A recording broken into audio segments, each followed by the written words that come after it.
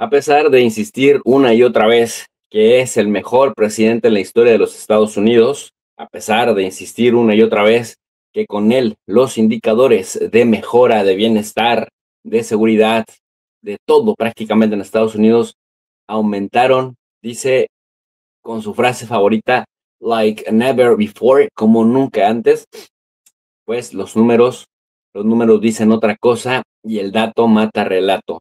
Una cosa es lo que el dicharachero Trump dice una y otra vez, y otra muy diferente, la que los números rebotan.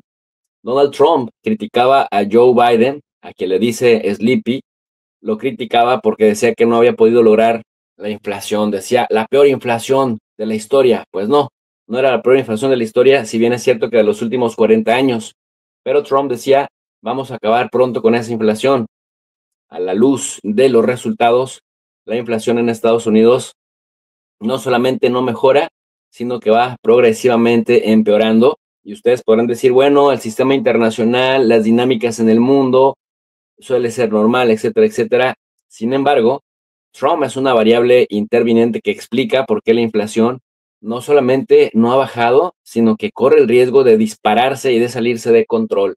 Trump exige a Jerome Powell, el presidente de la Reserva Federal del Tesoro, que baje las tasas de interés. Sin embargo, esto es muy complicado, se antoja imposible si pues está sujetándose la Reserva Federal a temas políticos y no a temas que provengan de estudios de impacto de las crisis que se están generando a partir de la volatilidad de los mercados. Es decir, Trump vino, como diríamos en mi pueblo, allá en el sur de Jalisco, en México, Trump vino a mover el avispero, a darle de palazos al panal de avispas, y ahora que las avispas están volando, ya no sabe cómo meterlas de nueva cuenta al panal, porque le han picado, y le han picado durísimo a la propia economía de Estados Unidos.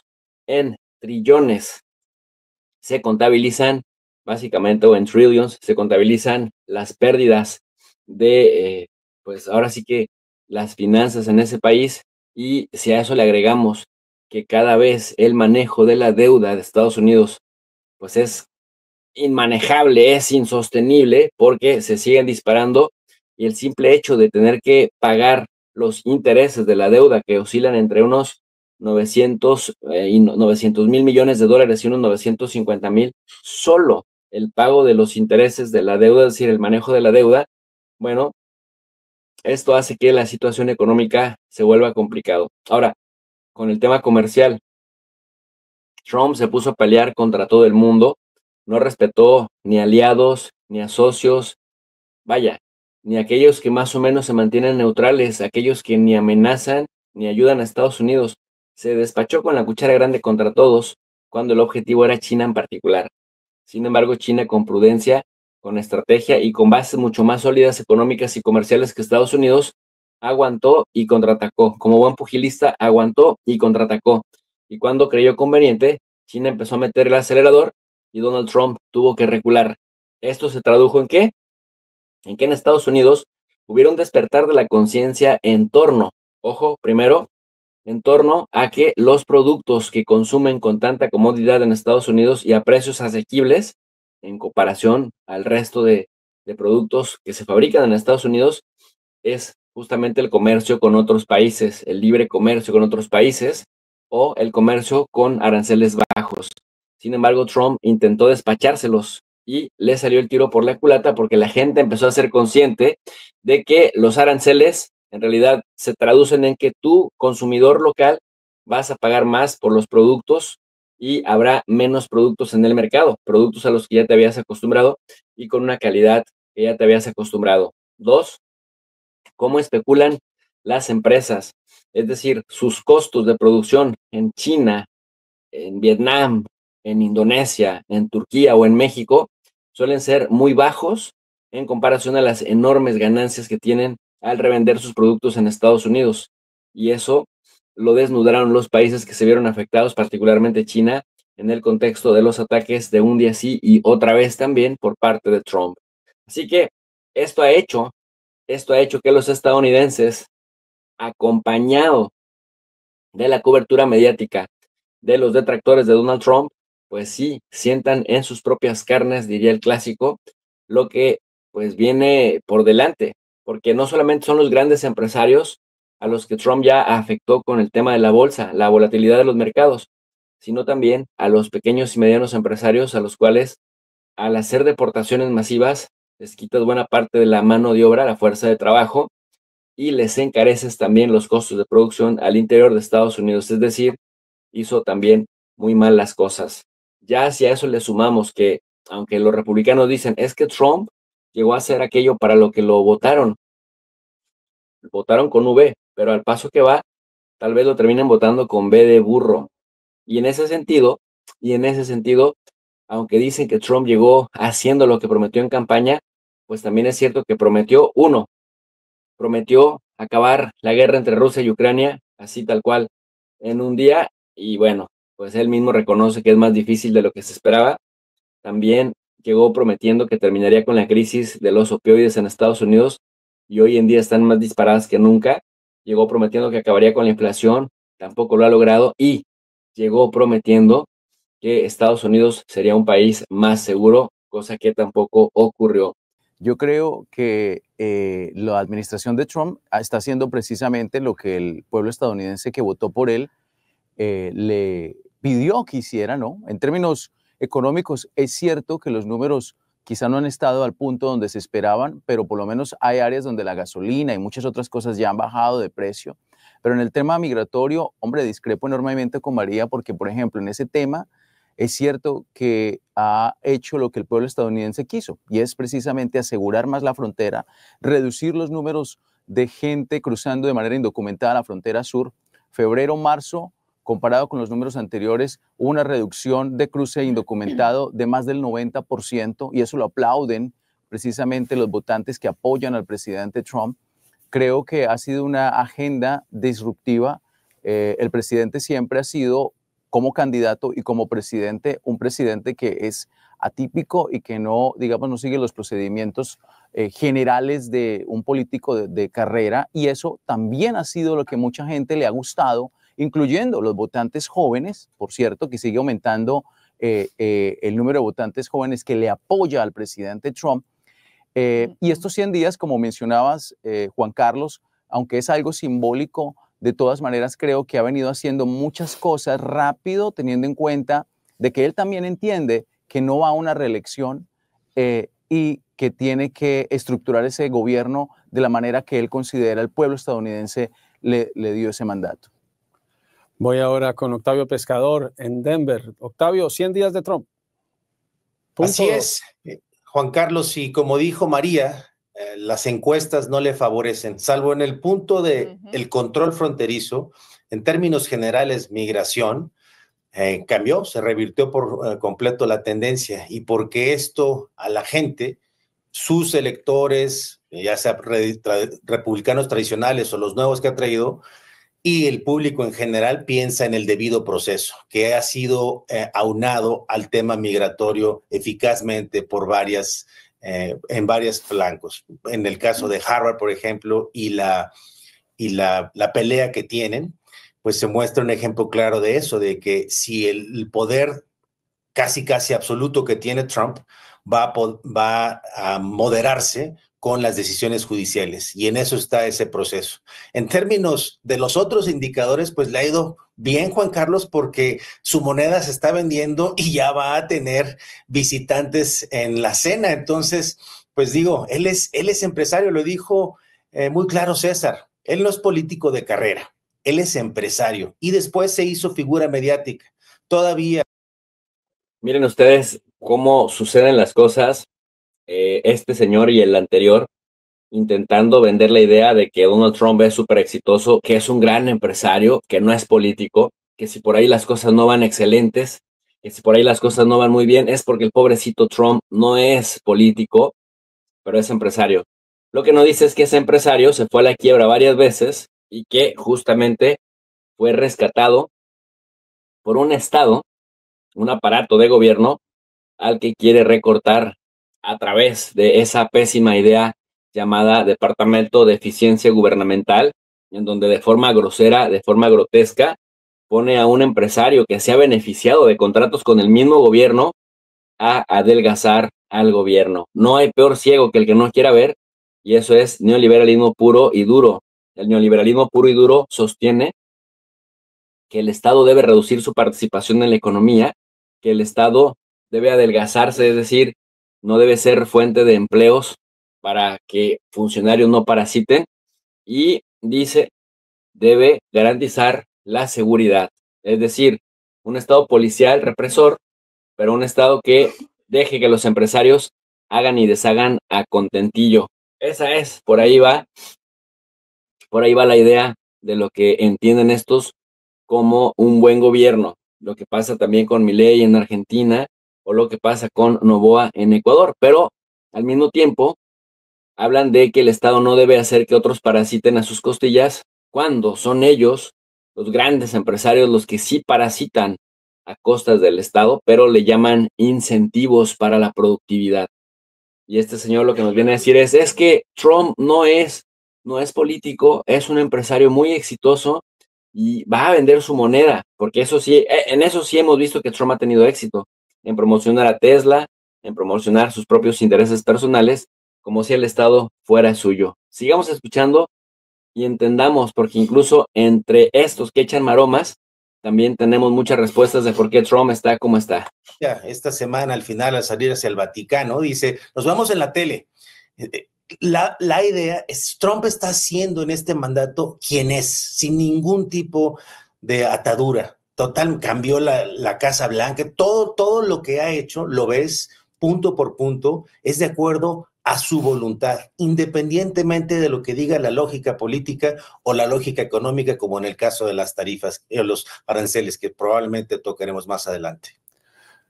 Es uno de los muchos temas cuando uno piensa en qué habla de los 100 días de la presidencia, pero hoy con Manuel, decía César, es un presidente atípico, siguen diciendo que no es político, pero lleva mucho tiempo en la política, pero una de sus características es que quiere hacer las cosas al estilo Trump, no importa lo que diga la Constitución. ¿Cómo lo ves en estos 100 días? Tomando el tema de... Esto que acaba de preguntar el conductor de televisión es muy importante porque, en efecto, Donald Trump se siente por encima de la ley, pero eso es lo que vemos también en Argentina con Javier Milei, eso es lo que veíamos en Brasil de Jair Bolsonaro, y eso es lo que vemos también en el Ecuador de Daniel Noboa, que ha hecho añicos el marco jurídico de su país. Trump, de hecho, mandó a arrestar a través del FBI a una jueza ahí en Estados Unidos que se opone a una de las decisiones de Trump, como si literalmente no existiera la división de poderes, tanto que habla Estados Unidos y que ha hecho guerras en el nombre de la democracia, para que ahora se tenga que comer a un Donald Trump que prácticamente lo que ofrece es mi persona, es decir, a su persona por encima del marco jurídico de ese país.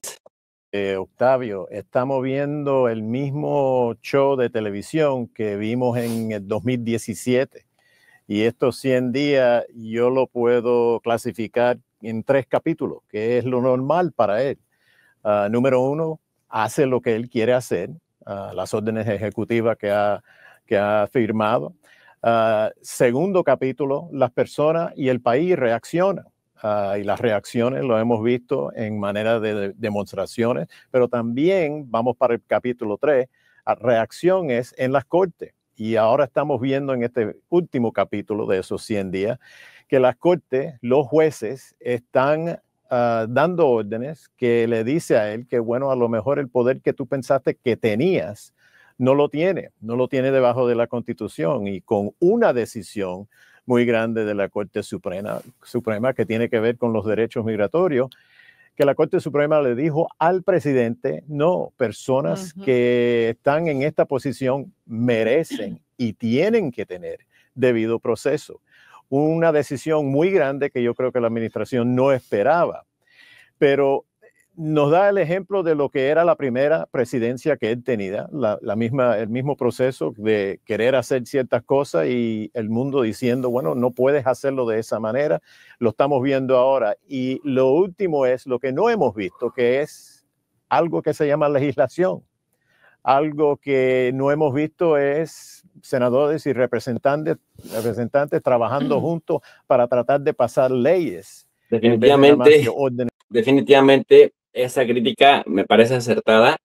Vemos a un poder legislativo completamente ausente, dándole margen de maniobra a Donald Trump para que aparente que está materializando el hecho de seguir empujando y de seguir impulsando, pues que él es una figura que está por encima del poder judicial y por lo visto por encima del poder legislativo. Pero déjenme les pongo una hipótesis. Trump está siendo víctima de su propia creación. Trump está siendo víctima de la imagen que creó de sí mismo, esa imagen todopoderosa, esa imagen que, bueno, hoy se le está revirtiendo. El daño que le puede hacer al Estado de Derecho, el daño que le puede hacer, por ejemplo, al debido proceso, deportando gente, mandando a la gente a las prisiones, mandando incluso, amenazando con mandar a ciudadanos estadounidenses a El Salvador, por ejemplo, pues realmente sería propio y sería digno de un dictador, que por cierto tanto critican en Estados Unidos. Por esta razón, me parece que era pertinente hablar de cómo ese mismo Trump se está convirtiendo en víctima de sí mismo, en víctima de su propia grandilocuencia, al grado de sentirse superior a los jueces, a los ministros, a los magistrados, más que los gobernadores y más que incluso los propios congresistas, cuando todo hace parte de un aparato gubernamental. Aprobación de Trump, pues, en los primeros 100 días de un presidente, implica que se le acabó la luz al J. Trump. Oigan, pues déjenme les platico que además de ser el día el presidente con la aprobación más baja en 100 días para un presidente en los últimos 70 años, o sea, a todos los presidentes metodológicamente se les mide cuánto es, digamos, su nivel de aprobación entre sus votantes y sus detractores. ¿Y qué creen? Trump es el más bajito, incluso más que Sleepy Joe, más que Joe Biden, vaya, o más que el mismo Baby Bush en su segundo mandato, o más que el mismo Bill Clinton después de lo de Mónica Lewinsky, Lewinsky. Más que ellos incluso, el de mayor rechazo popular, incluso entre quienes votaron por él. Y me imagino estos que estaban en los estados tapón.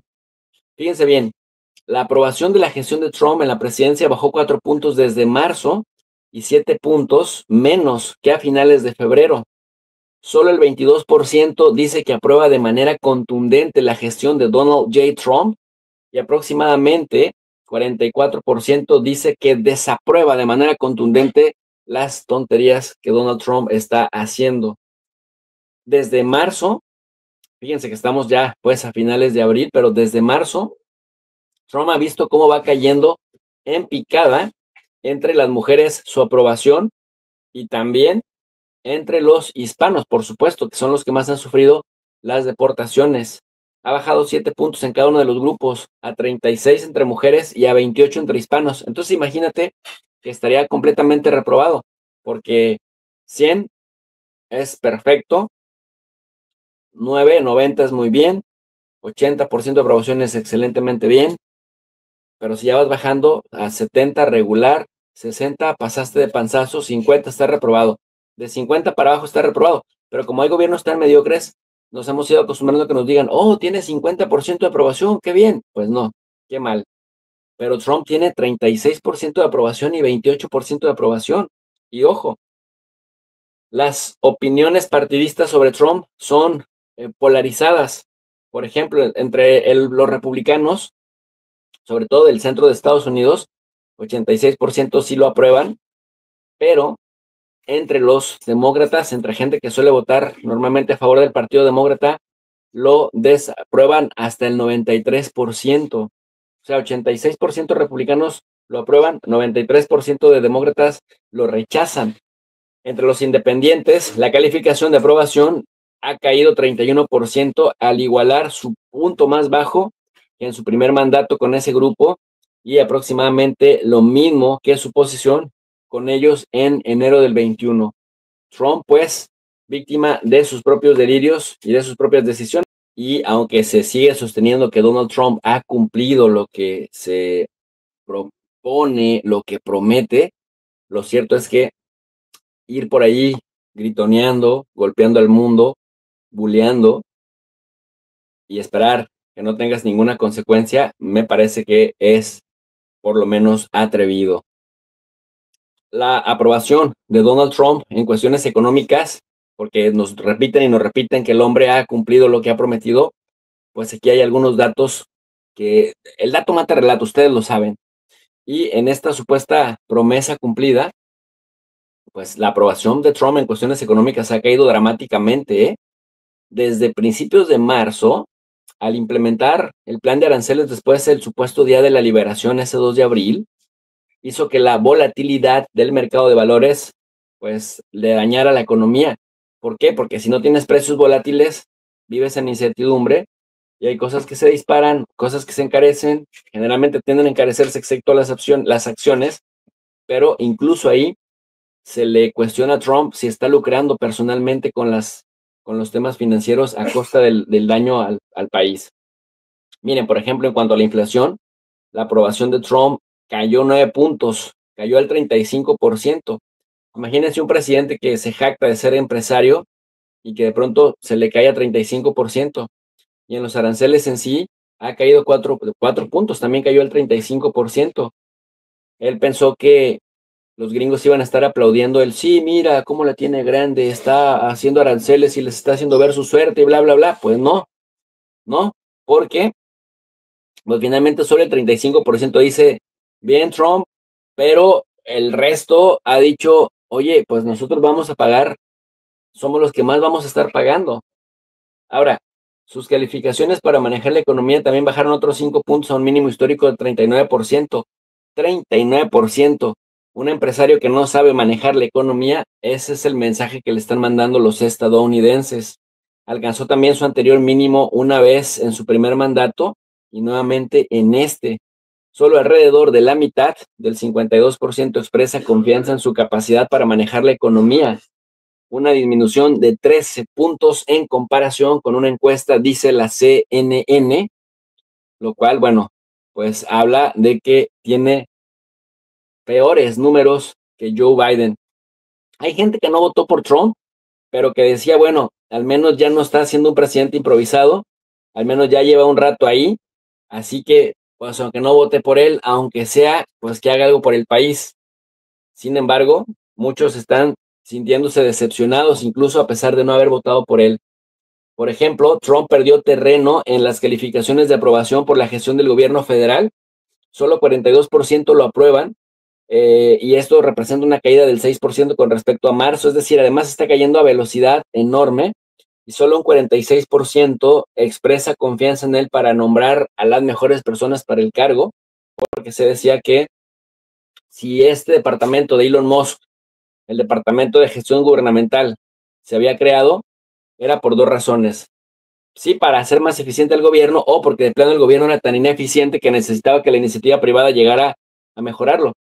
Ese, digamos, es el meollo en el que han estado moviéndose, pero menos de la mitad, el 43%, ve en las acciones de Trump un sacudión necesario para que el gobierno mejore en Washington, pero 57% sí dice que su enfoque hacia la presidencia pone en riesgos innecesarios al país, sobre todo porque pateó al avispero por todos lados.